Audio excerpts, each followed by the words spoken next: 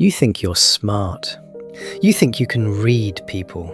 You think manipulation happens to other people, the naive ones, the weak ones, not you. But here's the thing nobody tells you. The smartest people in the room are usually the easiest ones to manipulate. Not because they're stupid, because their brain has specific glitches. And the best manipulators? They don't look for weak people. They look for these glitches. And once they find yours, they don't need to force you into anything. Your own brain does the work for them. By the end of this video, you're going to look back at certain people in your life and think, oh God, that's exactly what they did to me. Glitch number 1. Identity lock. Your manager pulls you aside one afternoon. Nobody else around. He looks at you and says, I just want you to be honest with me. You're the most reliable person on this team. Genuinely. Nobody else even comes close. Feels good, right? You walk back to your desk a little taller. Fast forward 3 weeks. Friday evening. You're already packed up, almost at the door. He appears. I hate to even ask this, but this deadline, I need someone I can actually count on. And honestly, you're the only one. And you stay, not because it's fair, not because you want to, but because that label, most reliable person on the team, is sitting in the back of your mind like a silent contract. And your brain is doing the math. If I say no right now, does that label still apply? That's the glitch. Your brain doesn't just hear a compliment, it absorbs it, builds it into your identity. And once something becomes part of who you are, your brain will protect it at any cost, even when protecting it is hurting you. Even when you're sitting alone in an empty office on a Friday night, wondering how you got there. He didn't force you to stay, he just handed you a label and let your own brain lock the door. Glitch number 2. The scarcity trick. There's someone in your life whose opinion you've quietly always needed. Maybe a parent, maybe a partner, maybe a friend. For months, everything felt warm. Every time you did something, they noticed, they showed up, they made you feel seen. Then one day, something shifts. You call them with good news, something you worked hard for, and their response is, oh, that's nice. Flat, distracted, gone in 2 seconds. You hang up, and the thing you were proud of an hour ago suddenly feels hollow. Now you're replaying it. Did I do something wrong? Are they upset? Why does it feel different now? And before you even realize it, you're working harder, shrinking yourself in some ways, overcompensating in others, all trying to get back to that feeling, the one they used to give you for free. That's the glitch. Your brain treats love and approval like oxygen.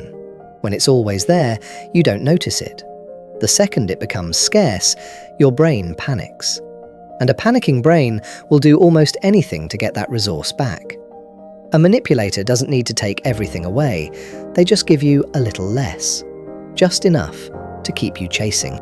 Now here's what actually matters. Those 3 glitches, they're not the manipulation, they're just the door. The manipulation is what happens when someone who understands these glitches walks through that door on purpose.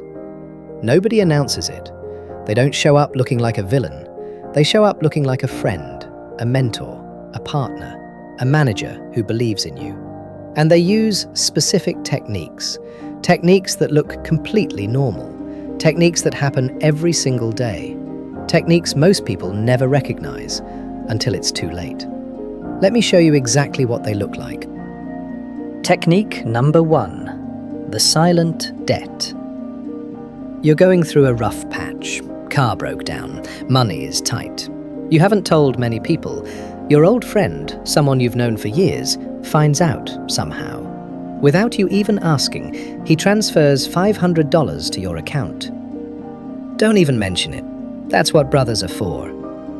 You're genuinely touched. Weeks pass. Everything feels normal.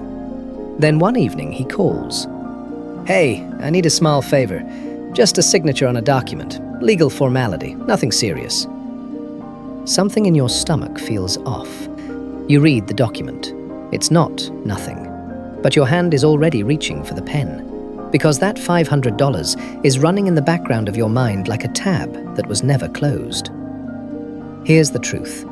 He didn't give you that money to help you. He gave it to own a piece of your conscience. It wasn't a favor. It was a future invoice with a blank date, and he chose when to fill it in. Technique number 2, gaslighting. You tell your partner, "I felt humiliated when you made that joke about me in front of everyone last night."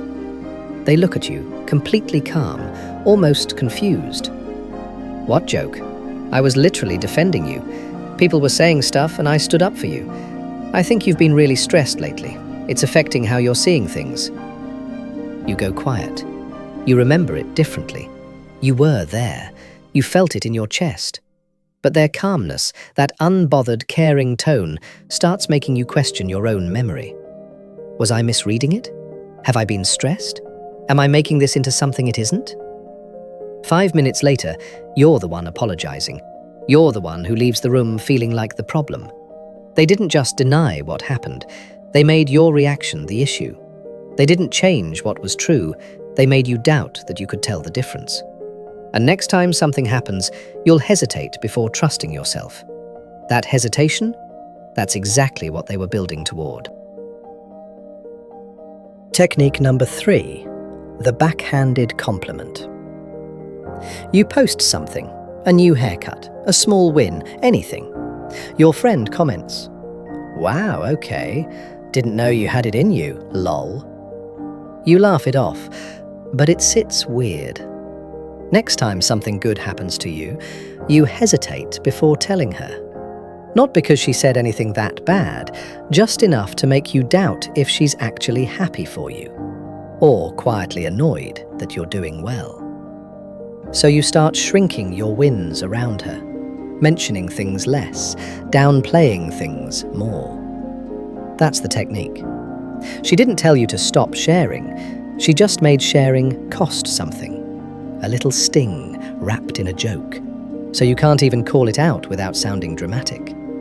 And now you police your own happiness around her, without her ever asking you to. Technique number 4, the comparison trap. Dinner table. Your parent says, "Your cousin just got promoted, you know. 3rd one this year in that family." Nobody asked about your cousin. You didn't bring it up. But now you're quiet for the rest of the meal.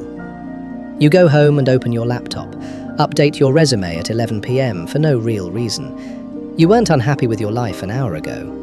Now you are. That's the technique. They never said, "You're not good enough." They just placed someone else's win right next to your normal and let the comparison do the damage on its own. No accusation to argue with, just a quiet little dent that you'll carry into tomorrow without even being able to explain why. So you can't remove manipulators from your life. They exist everywhere. Work, relationships, family, friendships. But here's what you can do. Step 1, the 5-second stop. The next time you suddenly feel guilt out of nowhere, or panic because someone went cold, or the urge to prove yourself hits hard, stop. 5 seconds. Don't react, don't explain, don't fix anything. Just ask yourself one question. Is this actually how I feel? Or is this how someone is making me feel? That one question breaks 90% of the power these techniques have over you. Because manipulation only works in the dark. The moment you turn a light on it, it loses its grip. Step 2.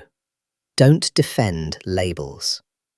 When someone calls you selfish, or too sensitive, or unreliable, don't try to prove them wrong. Don't explain yourself. Because the moment you start defending your character, you've already handed them control. A label is not a fact, it's a tool. And the second you treat it like a fact, it becomes one. Step 3. Trust behavior, not words. When someone says, "I never said that," or "everyone thinks you're the problem," or anything that makes you question your own memory, don't run to your feelings. Run to evidence. What actually happened? What was actually said? What you actually saw? Because manipulative behaviour always lives in the gap between what was said and what was done. Words can be rewritten. Behaviour cannot. Always trust behaviour. Manipulators will always exist, that part won't change. But they don't target strong people, they target confused people. And confusion only exists where awareness is missing. The moment you understand your own glitches, you stop being an easy target. You don't become paranoid. You don't start seeing every person as a threat. You just become someone who reads the room instead of reacting to it. And that changes everything, because at that point, nobody pulls your strings without you noticing. Strings will always exist, but who controls them? That's on you now.